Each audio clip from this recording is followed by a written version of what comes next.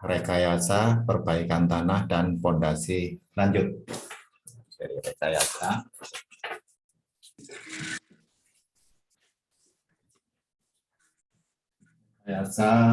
perbaikan tanah.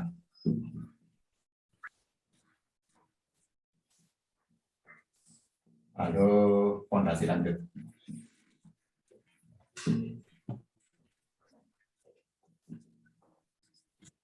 Ini hanya 2 SKS.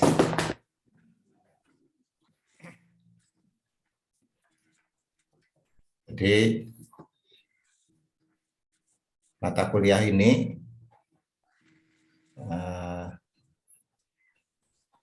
dulunya merupakan gabungan 2 mata kuliah ini. Ya. Dulunya merupakan gabungan 2 mata kuliah. Dulu ada mata kuliah pilihan pondasi lanjut dan ada mata kuliah pilihan perbaikan tanah. Dua-duanya dulu saya yang ngajar gitu ya. Terus karena ada perampingan jumlah mata kuliah pilihan untuk mengakomodasi mata kuliah yang lain, karena ada penurunan jumlah SKS total, maka 2 mata kuliah ini digabung menjadi satu, menjadi rekayasa perbaikan tanah dan pondasi lanjut. Hanya saja silabusnya ya itu masih belum disesuaikan secara RPS gitu ya, karena bobotnya masih 2 SKS ya. Kalau sebelumnya pada saat sebelum digabung itu 2 SKS harusnya terakomodasi 4 SKS, tetapi semester ini hanya 2 SKS.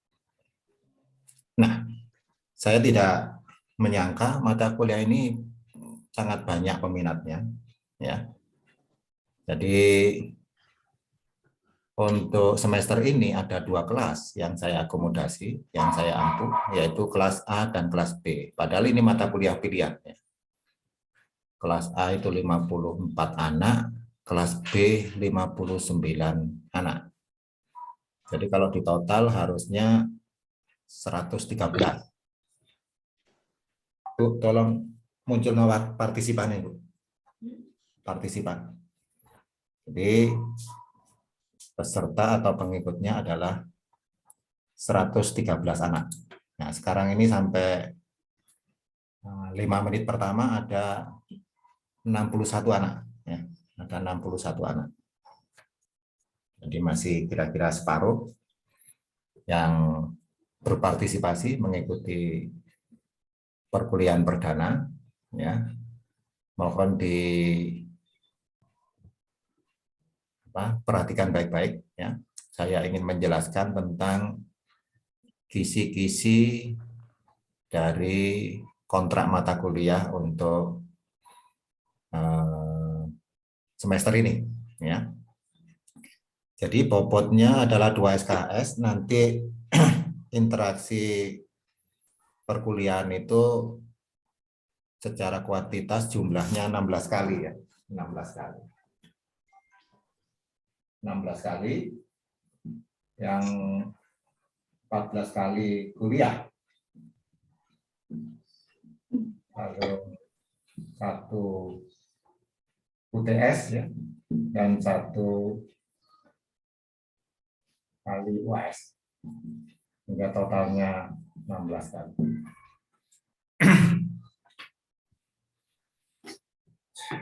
Jadi seperti ini. Lalu untuk materi ya, untuk materi substansi materi sesuai dengan judul mata kuliah ini ya. Kita nanti akan membahas berbagai metode untuk perbaikan tanah ya. Jadi berbagai metode untuk perbaikan tanah.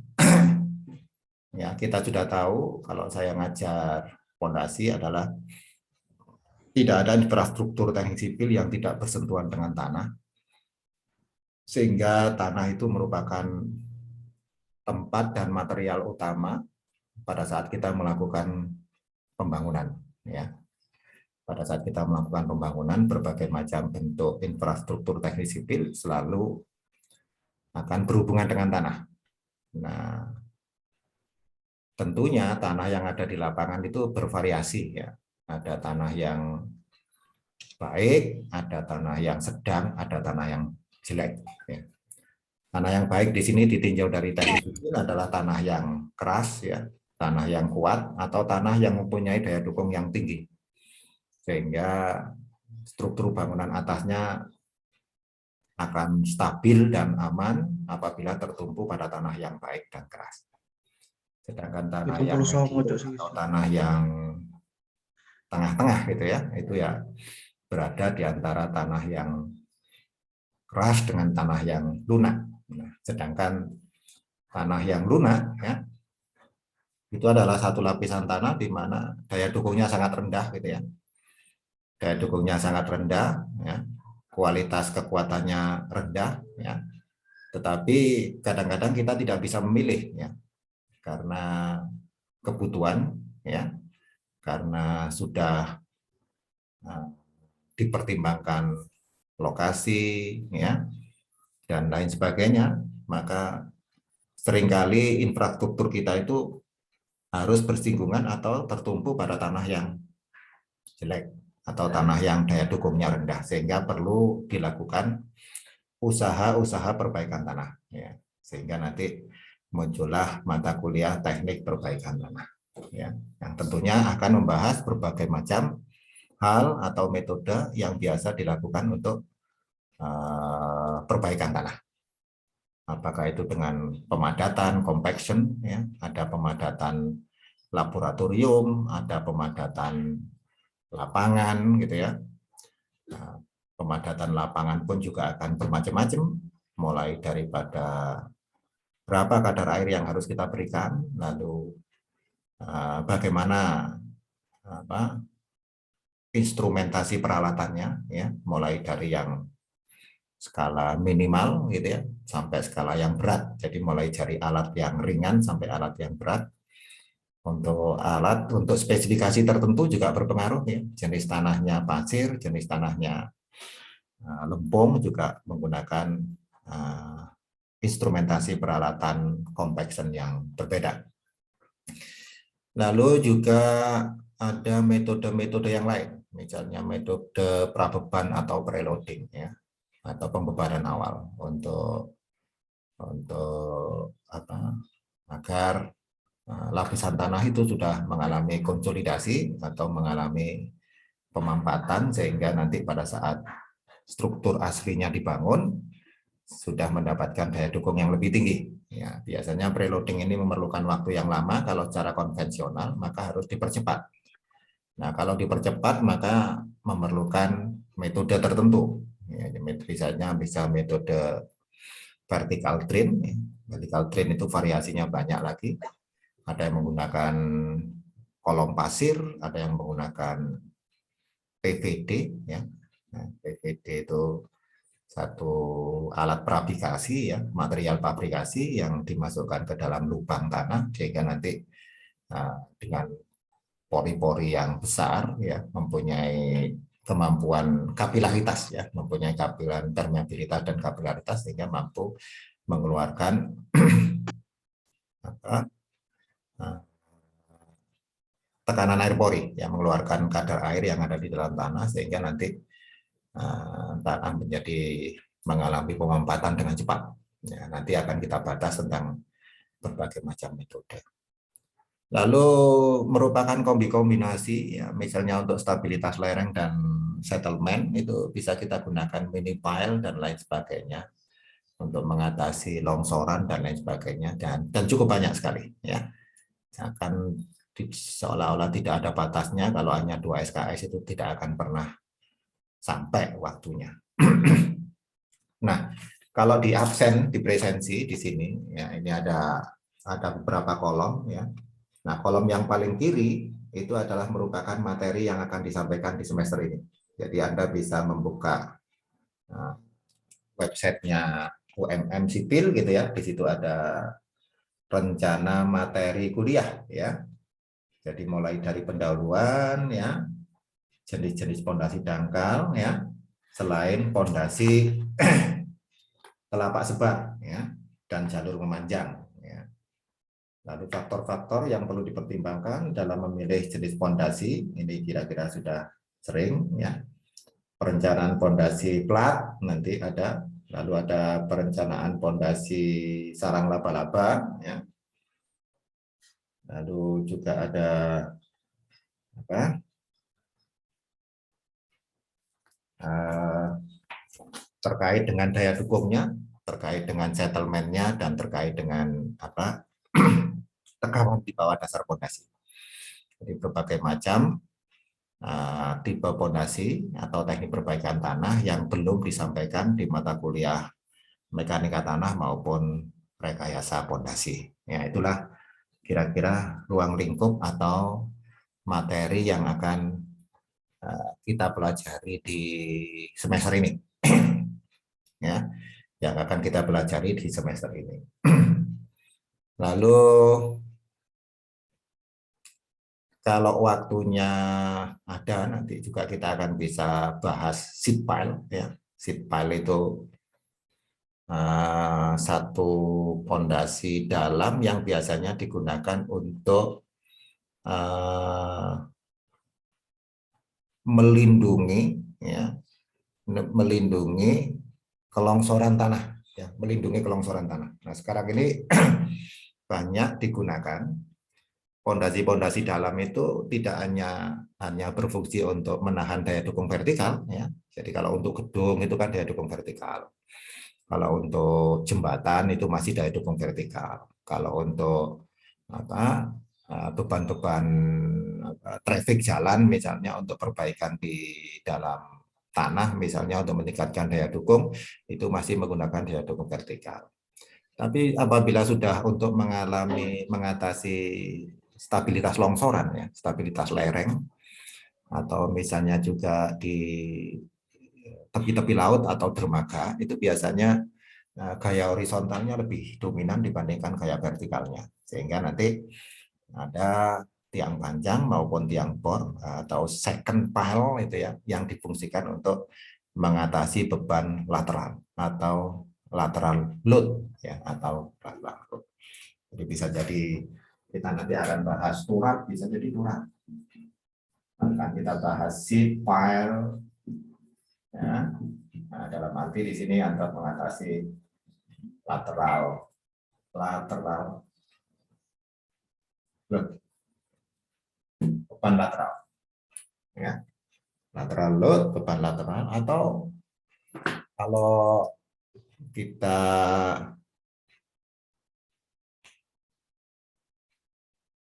ditempatkan di mana saja misalnya. Ini yang pernah saya bimbing ya.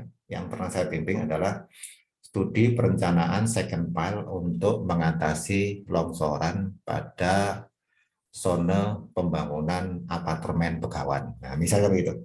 Yang sekarang sudah berdiri itu. Ya, karena itu letak gedungnya berada di bantaran sungai sehingga ada perbedaan elevasi antara yang depan dengan yang belakang. Maka ada beberapa titik tertentu ya di belakang gedung yang dekat dengan bantaran sungai itu harus diperkuat dengan second pile ya supaya tidak mengalami kelongsoran atau Lalu studi perencanaan underpass gitu ya, underpass dengan menggunakan second pile, underpass yang ada di Singosari ya, persilangan akibat adanya pembukaan jalan tol baru ya, sehingga di situ harus ada konflik antara traffic jalur tertentu ya, sehingga harus ada yang dilewatkan bawah dan harus ada yang dilewatkan atas ya. Yang dilewatkan bawah bisa serupa dengan tunnel ya, bisa serupa dengan terowong gitu ya, sehingga harus ada dinding-dinding yang sekaligus berfungsi untuk menahan longsoran atau gulingan daripada timbunan oprit yang ada di sekitarnya. Oke, itu juga sudah menggunakan seat pile atau second pile untuk lateral load. Tadi juga ada yang maju ke saya, ya. untuk satu alternatif penanganan terhadap kelongsoran, ya. Jadi infrastruktur perlindungan gitu ya. Perlindungannya juga menggunakan seat pile yang dibuat dari bore pile gitu ya, pondasi tiang. Tetapi sebenarnya dia digunakan untuk melindungi abutmen jembatan supaya tidak mengalami pergerakan, pergeseran maupun kelongsoran. Jadi fungsional sekali ya.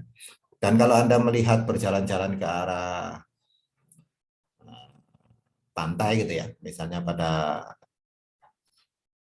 pembangunan pelabuhan gitu ya, marine structure ya. Jadi pelabuhan atau infrastruktur yang berkaitan dengan pantai ya, yang tentunya akan menerima hantaman gelombang ya, yang tentunya akan menerima hantaman untuk sandaran kapal ya. Jadi ada fender ya. Fender itu adalah tempat parkirnya pengikatnya kapal jangkar gitu ya.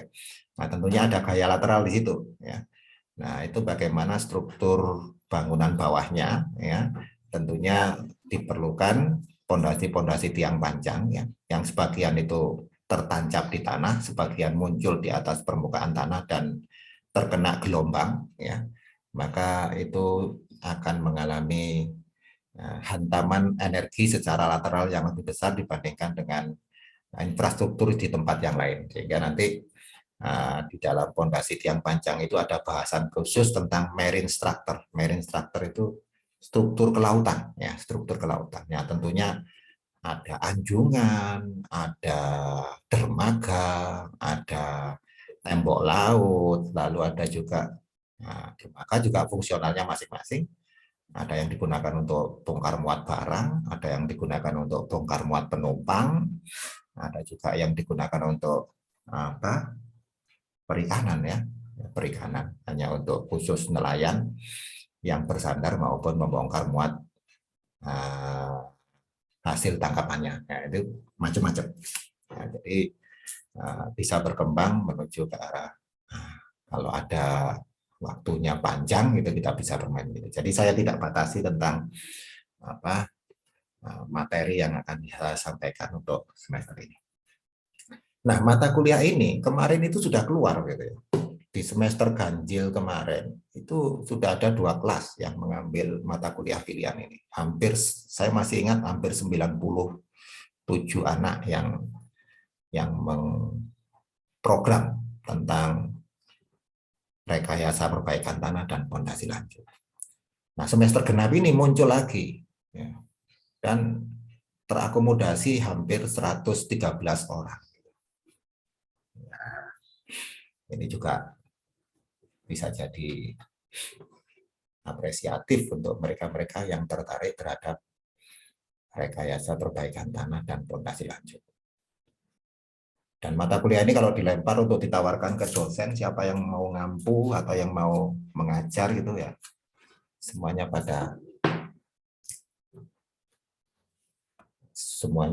nggak mau, artinya sudah terbiasa dengan mata kuliahnya dia masing-masing. Ya, kalau saya boleh pilih, saya ingin kembali ke habitat teknik pengairan gitu ya. Tapi saya sekarang mengajar di drainase perkotaan. Jadi ada 50-50, separuh ngajar tanah dan fondasi, yang separuh ngajar drainase perkotaan. Jadi itu mengenai materi, nanti Anda bisa monitor ya. Atau monitor dari kakak kelas boleh, monitor dari perkuliahan yang kemarin boleh ya. Lalu monitor dari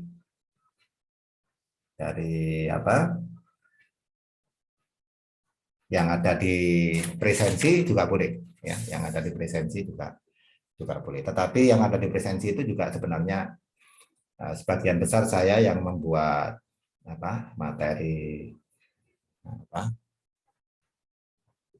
kurikulumnya ya, silabusnya, tetapi itu sebenarnya belum disesuaikan dengan alokasi yang hanya 2 SKS. Jadi masih perlu penyesuaian-penyesuaian. Tidak apa-apa sampai jalan. Yang penting kita semester ini, semester genap 2022 akan belajar tentang rekayasa perbaikan tanah maupun fondasi lanjut semaksimal mungkin, baik itu kuantitas maupun kualitas. Referensinya bagaimana? Referensinya bagaimana? Referensi.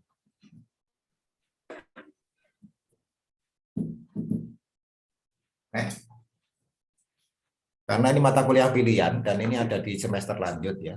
Ini semester 8 gitu ya.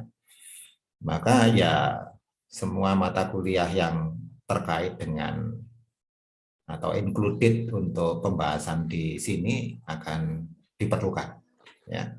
Jadi misalnya kalau saya bahas tentang rekayasa perbaikan tanah. Terus di situ ada bagian untuk memperbaiki tanah dengan metode compaction ya. Memperbaiki tanah dengan metode compaction itu kan berarti kita akan melakukan perbaikan tanah kepadatan di lapangan. Nah, tetapi sebelum tanah itu dipadatkan di lapangan, ring tanah yang akan dipadatkan itu masukkan ke laboratorium. Nah, sehingga kita harus mengingat kembali atau belajar tentang proses pemadatan di laboratorium. Nah, Anda kan juga sudah praktikum. Berarti di sini mata kuliah Mektan akan included atau berpengaruh terhadap mata kuliah perbaikan tanah. Nah, metode pemadatan yang ada di praktikum itu kan ada 2. Yang kedua, yang pertama ada pemadatan standar, ada pemadatan modified. Alatnya proktor, ya. Yang kita ceduk berlapis-lapis itu. Lalu yang produksi daripada hasil dari praktikum itu adalah gambaran untuk mengetahui berapa kadar air optimum yang harus kita campurkan pada material tanah yang akan dipadatkan supaya mendapatkan gamma dry yang maksimum. Nah, itu kan berarti harus membuka kembali ya, harus membuka kembali buku panduan praktikum dan laporan contoh praktikum Mektan, juga harus membuka kembali tentang pelajaran mekanika tanah tentang pemadatan atau compaction. Nah, kalau hasil kepadatan di lapangan itu nanti akan menggunakan alat berat ya, dan harus dilakukan berlapis-lapis ya. Kalau alat berat itu ada unsur fibronya, ya, kan ada rodanya, ada pemberatnya dan lain sebagainya, itu ya. Jadi kapan digunakan alat berat ini untuk tanah jenis pasir, kapan digunakan alat berat ini untuk jenis tanah lempung. Kira-kira berapa tebal lapisan per layer? Layer itu per lapisan. Apakah 20 sentian, apakah 30 sentian, apakah 50 sentian. Lalu ada pertanyaan lagi, bagaimana kalau proses pemadatan itu telah dilakukan? Bagaimana ngeceknya? Apakah kepadatannya sudah sesuai dengan yang diinginkan? Nah, Anda harus ingat kuliah praktikum lagi yang namanya Sencon misalnya. Ya, Sencon itu adalah satu metode yang digunakan untuk mengecek kepadatan di lapangan dengan menggunakan metode lubang pasir, ya, metode lubang pasir. Nah, saya yakin kalau saya ngomong ini proktor, saya ngomong modified, saya ngomong standar, saya ngomong Sencon, saya ngomong gamma dry optimum, saya ngomong optimum moisture content, saya ngomong zero air void, saya ngomong gamma dry optimum atau gamma dry maksimum, Anda lupa-lupa ingat. Benar ya? Anda paham apa yang saya omongkan tadi? Halo? Ya, Ya. Pak. Ya. Berarti apa kesimpulannya? Kesimpulannya ya Anda harus rajin membaca kembali. Benar ya? Jadi harus rajin membaca kembali. Ya, kalau orang itu memang ingin dapat ilmu gitu ya, apalagi pemahamannya komprehensif, ya harus memang rajin-rajin untuk belajar. Dan orang belajar itu memang butuh kesabaran ya. Kunci utama orang belajar itu butuh kesabaran. Mereka yang nggak sabar ya ilmunya akan lewat aja. Ya. Jangankan lewat 2-3 tahun, lewat semester yang kemarin aja udah lupa kadang-kadang. Tapi kalau mereka mengulang dan mengulang terus untuk tidak bosan-bosan belajar gitu ya, maka ya ilmunya akan menancap lebih kuat dibandingkan yang hanya sekedar gugur kewajiban aja ya. Jadi referensinya adalah semua buku yang ya, terkait dengan materi di sini ya, yaitu tentunya tentang soil improvement ya. Soil improvement. Ya.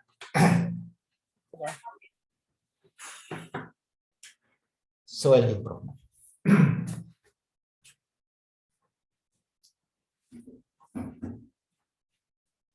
Nah, satu contoh buku ini ya. Di dalam buku ini Geotechnical Engineering ya, ini di situ ada Principle and Practice of Soil Mechanics and Foundation Engineering. Cukup tebal, halamannya hampir 1000 ya. Ya. Berbahasa Inggris, dan ini ternyata karangannya India. Karangan India ya. Di bagian belakang ada bab yang membahas tentang soil improvement. Juga ada yang membahas tentang sheet pile ya. Ada yang membahas tentang sheet pile ya. Jadi kalau kamu mau pakai pile design foundation boleh, atau geotechnical ya, geotechnical engineering boleh.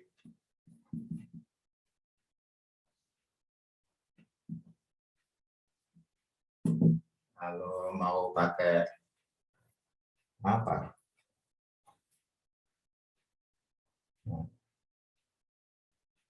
Yang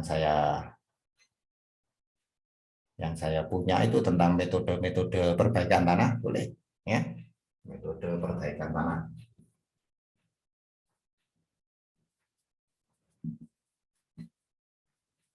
Atau kan nanti ada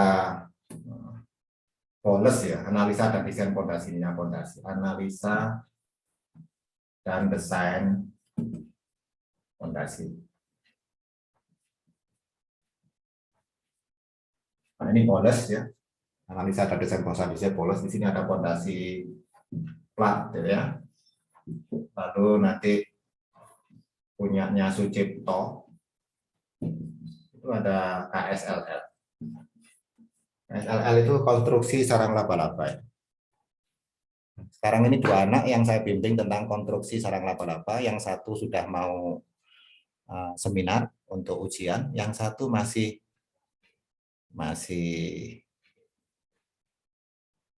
mengaju apa pertama ya. Jadi Mas Nesa, kalau Anda kenal Mas Nesa yang aktivis yang di LSO Jembatan juga, itu sekarang sudah mau seminar, itu bimbingan saya. Lalu yang kedua sekarang ini juga ada konstruksi sarang laba-laba untuk gedung di Singosari, itu Mas Dimas. Mas Dimas itu yang asisten bangunan air. Jadi kader saya sendiri untuk saya jadikan asisten bangunan air, ternyata begitu skripsi juga ingin ikut saya, dan saya juga yang bimbing mengambil satu konstruksi sarang laba-laba yang digunakan untuk pondasi dari struktur gedung berlantai 4 kalau nggak 5. Kebetulan miliknya kantor cabang Muhammadiyah Singosari kalau nggak salah. Nah, itu beberapa referensi sehingga saya tulis saja dan lain-lain gitu ya.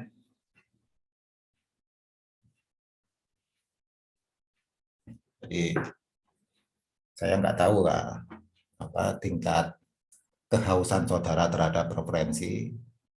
Ya, apakah nanti saya tulis banyak pun, apakah Anda juga hunting mencari referensi gitu ya, ataukah ya Anda hanya tergantung dari tatap muka atau perkuliahan dari saya ya, catatan-catatan itu ya, atau itu Anda persempit lagi dengan hanya mencegat di evaluasi UTS maupun UAS misalnya, ya semuanya tergantung Anda sendiri.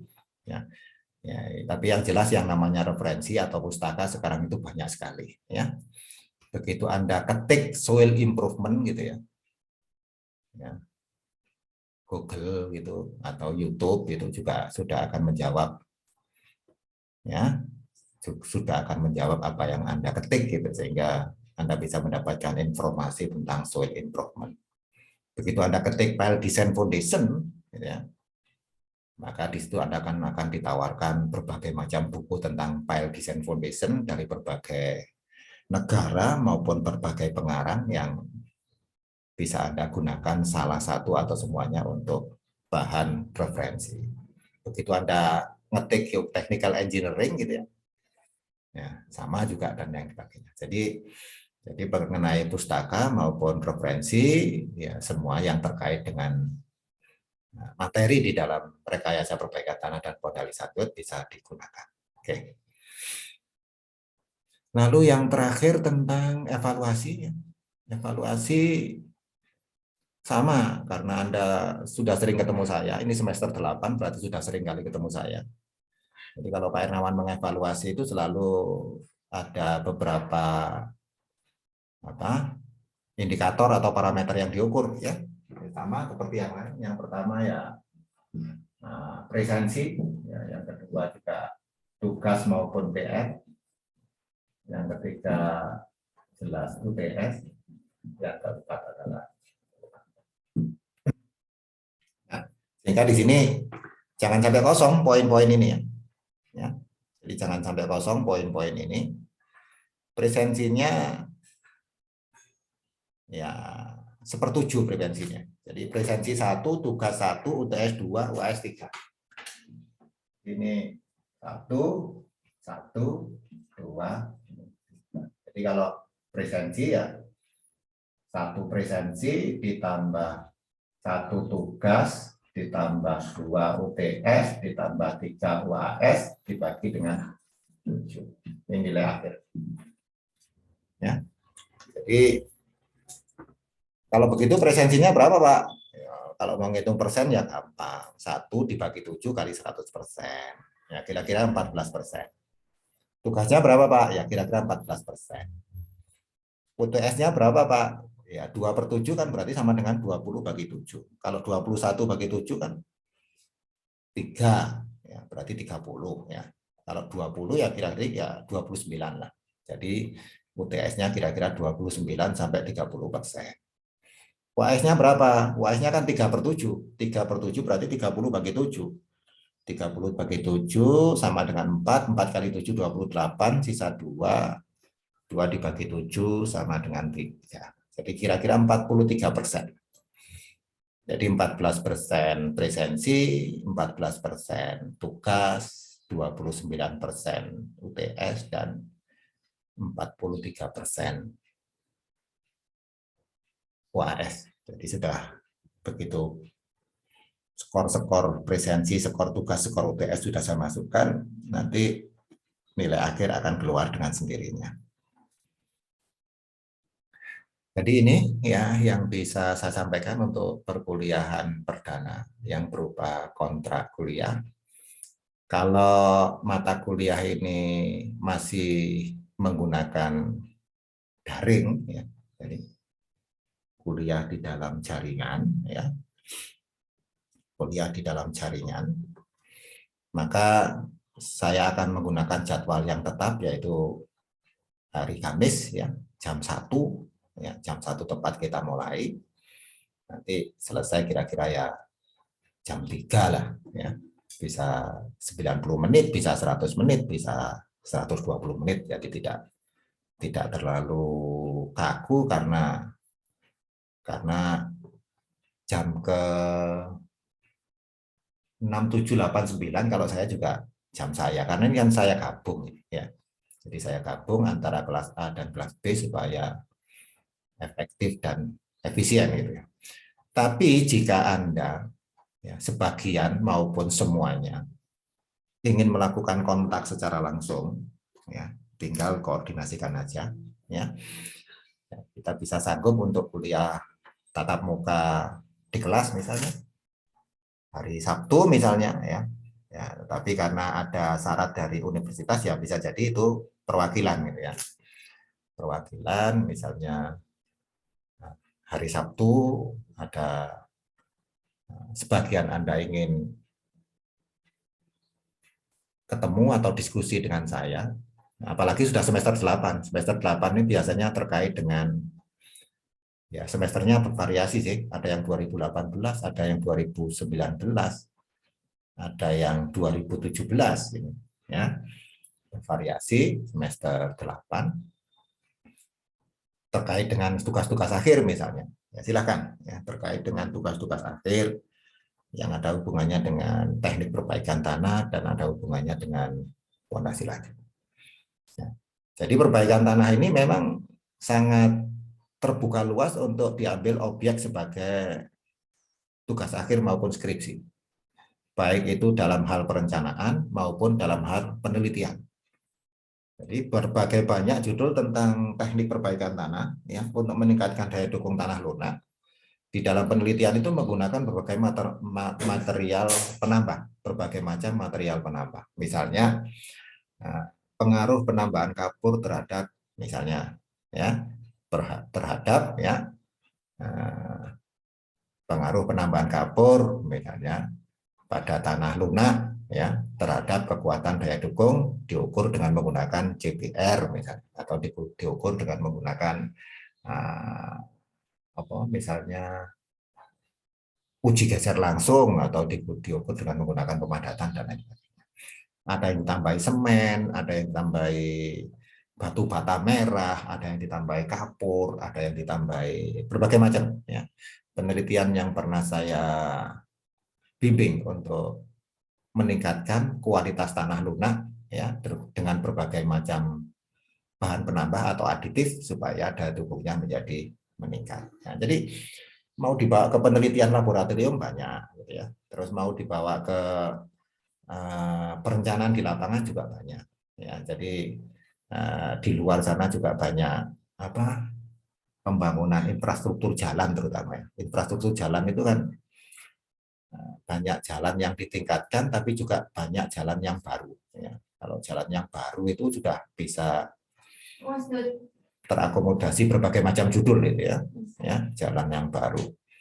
Dan tentunya kalau jalan itu kan memanjang, long section gitu ya.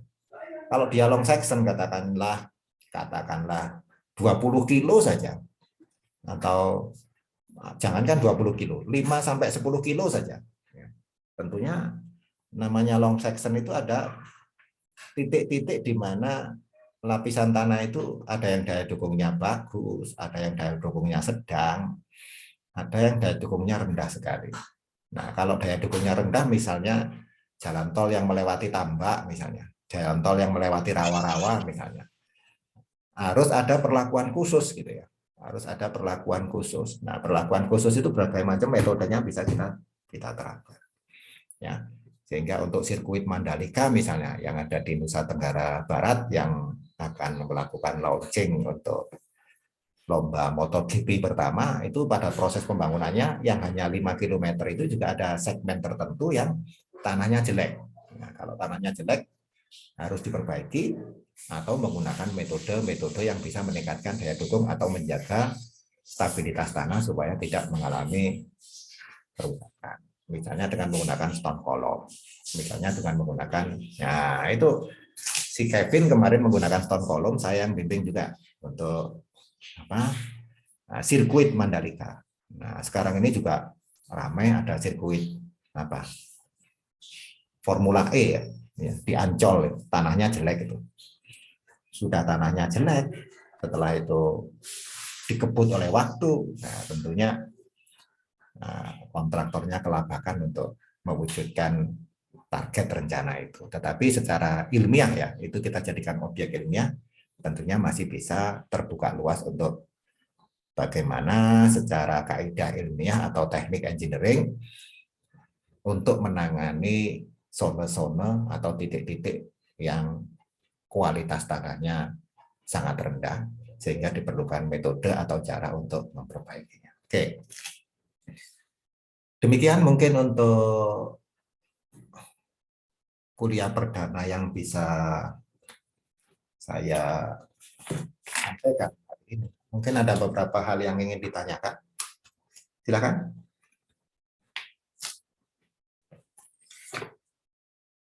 Halo.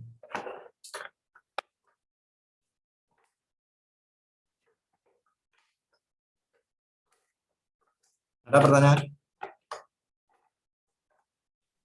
Belum, Ada? ada, Pak. Oke, kalau belum ada saya absen ya. Untuk disiplin aja ini. Silakan direspon untuk kelas A ini. Bayu Bagus. Hadir, Pak. Abi Afriansah. Hadir, Pak. Arneta Desilia Wijaya. Hadir, Pak. Adinta Alfianto. Hadir, Pak. Aldinta Avianto.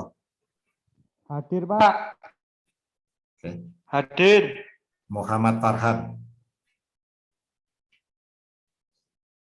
Nggak ada.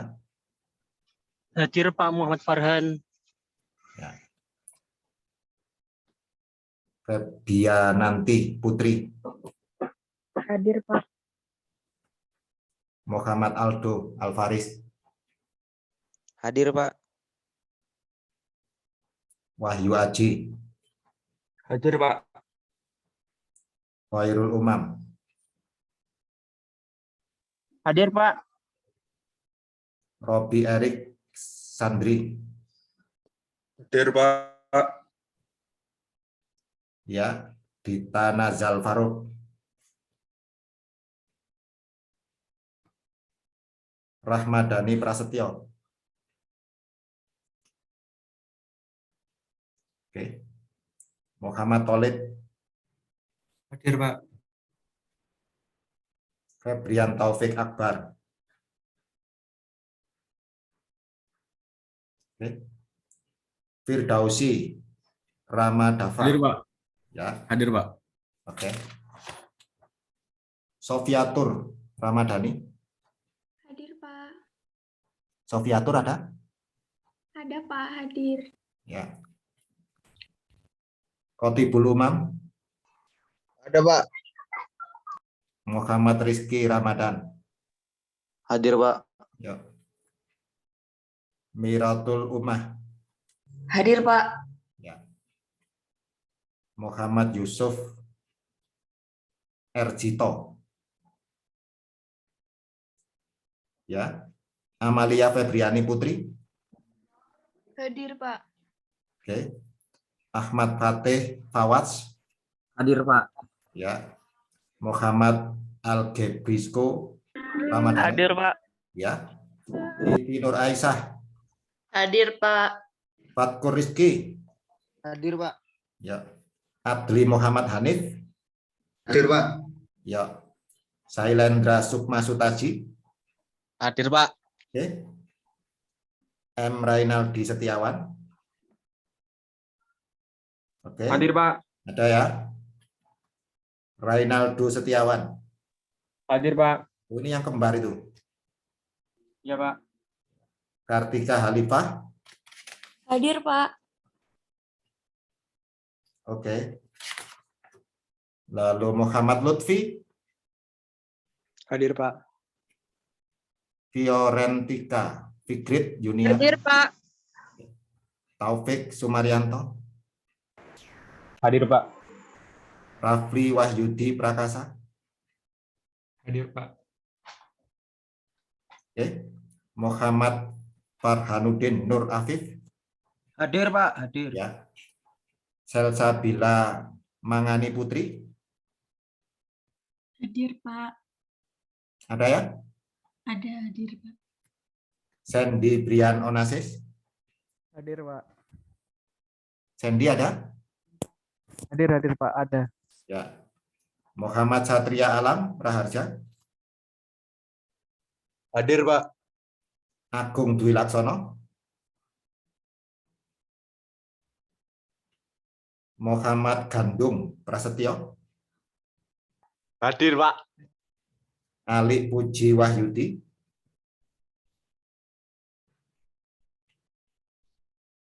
Nisfi Sakbani Novikasari.